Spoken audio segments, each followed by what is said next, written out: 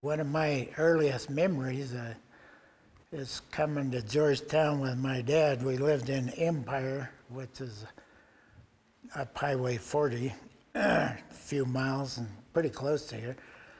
And we came by an old road called Union Pass across the hill, and I remember going to Nigel and Anderson's store when I was a kid.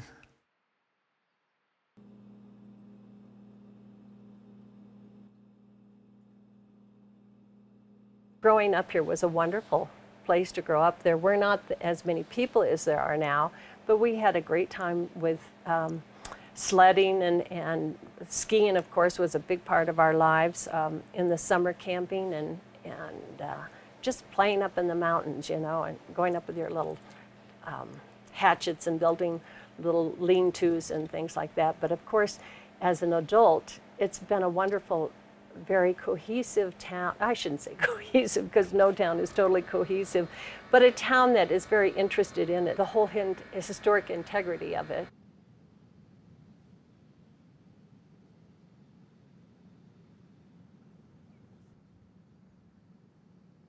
Part of the appeal of Georgetown to me, and I moved from Atlanta, so I moved across the country here, was that it has promise of being an incubator for preservation philosophy and practices. I knew that a lot of people were working in historic preservation in the community, and that history and preservation were values of the community. And so I was very hopeful that it would stimulate some thought for me and grow my mind and my experience, which it has. It's hard to say how much the town has changed. Of course, there's growth. The town has always taken care of itself and preserved its history through the years. It's always been very aware of its history. But now, since the 1960s, we have had a good preservation ordinance. So that has really protected the town, and I think that has done a lot, as well as Historic Georgetown has really helped to preserve the historical aspect.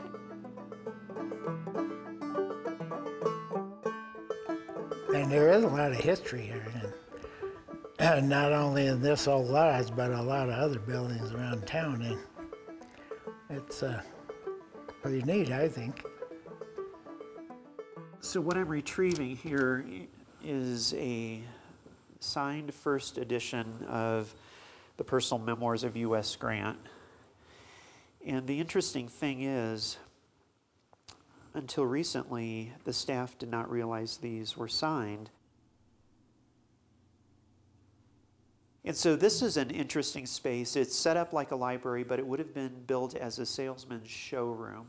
And the reason we don't have it set up as a showroom but as a library is because we know these are the contents of the room when Louis Dupuis, the proprietor, died in 1900. And so this room is virtually frozen in time. We're lucky to have a document that we refer to as the inventory. And what happened was, shortly after Louis Dupuy's death, his lawyer came in to settle the estate, and room by room went through the hotel and listed the contents of each room. So we know exactly what was in this room when Louis dies, and those are the contents still today. And so you couldn't turn back time any better than what you see here. And so we have not only the physical object, but we have it in the right room. And thanks to historic images like these, we can even get the objects in the right place in the room. And so here you can see bookcases full of books, and there they are right there against that wall. Quartet used to play in here on Sunday afternoons. And this picture here is of a group of young people, high school kids from Georgetown, having a little party, probably around the holidays. They're dressed up, the boys in tuxedos and the girls in kimonos. And you can identify objects in the room that are still here, like the clock, the painting, the photograph. We were finding unused corks in the dirt floor that we're standing on. And so there are still things in the soil that we haven't explored. And so there may be coins, buttons, tools, more corks. And so the building is not done giving up its secrets. There are more here. So it's like Christmas every day, or It can be. It can be. Early on, everybody that was somebody was a Mason. It's not that way anymore. And, you know, they were well thought of, and all your movers and shakers primarily were Masons. And there's been 14 presidents of the United States that were Masons. And the first one was George Washington, who this original lodge was named after. And he was master of his lodge in Virginia at the same time he was the president of the United States.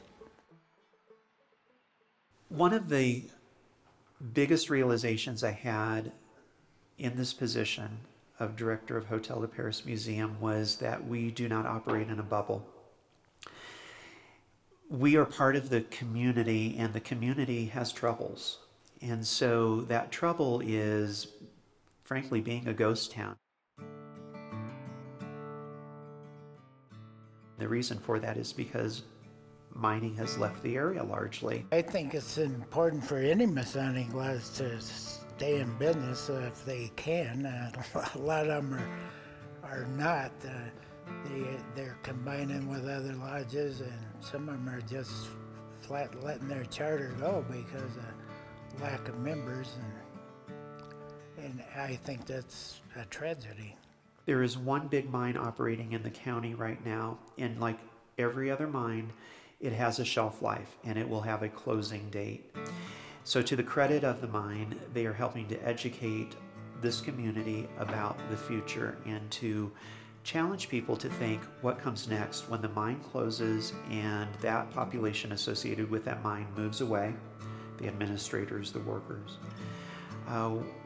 That will decrease the population of the county and people will start to leave it. It's already an issue, not enough people living in the county and not enough jobs and not enough housing, so it will get worse. And so this is why we've started conversations at Hotel de Paris about our future and is being a museum enough. And so we're doing a lot of internal visioning right now and floating ideas about what can we be, what can we become, are we enough?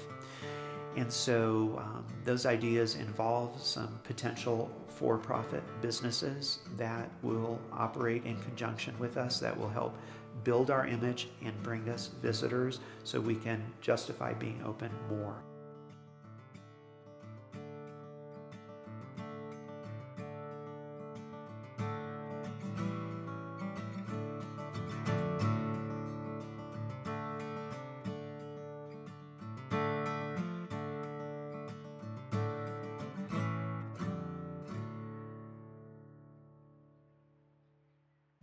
The restoration of the site goes back to the 1950s. And so we have 6 decades of restoration, conservation, preservation going on at this site. In 2010, about the time I started working for the museum, there was a large project that was a water intrusion project. Over the years, the cellar was getting wet. The water was trickling in. The floor joists had rotted in some areas. There were artifacts at risk, of course, mold and mildew issues, and also some destruction of plaster and finishes. And so money was raised to stabilize the building, and so we were able to address that sensitively, lock it into place for the safety of the building and visitors and staff, and stay open during the process. And I think the building is in the best shape it's been in probably since the turn of the century. Ways that I've gotten more involved in the community that I didn't anticipate is helping to promote the town and the businesses in the town, not just my own, but the others, because I believe the businesses, there has to be a triangulation of things in order for the appeal to grow enough for people to come to town.